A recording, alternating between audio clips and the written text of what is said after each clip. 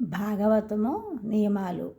మానవుడు భగవంతుని ప్రసన్నుని చేసుకోవడానికి 30 లక్షణములను తప్పక పాటించవలసి ఉన్నదని నారదముని ధర్మరాజుకి వివరించి చెప్పారని భాగవతంలో కలదు.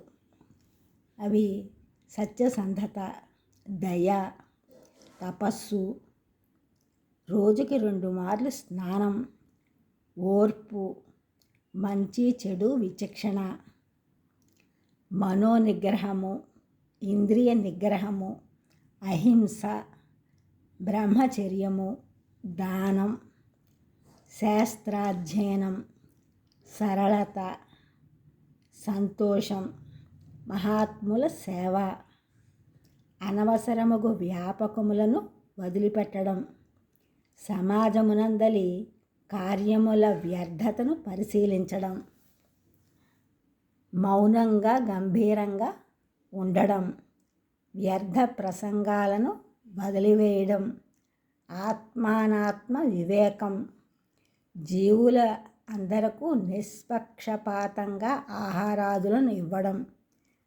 ప్రతి జీవిని భగవదంశగా చూడడం, భగవంతుడు నిర్దేశించిన కర్మలను ఉపదేశములను ఆచరించడం, భగవన్నామములను కీర్తించడం, స్మరించడం, సేవ, అర్చనం, వందనం, దాస్యం, సఖ్యం, ఆత్మనివేదనములనడి ధర్మములను మానవులు అనుసరించవలసినదని నారదముని ధర్మరాజుకు తెలియజేసెను.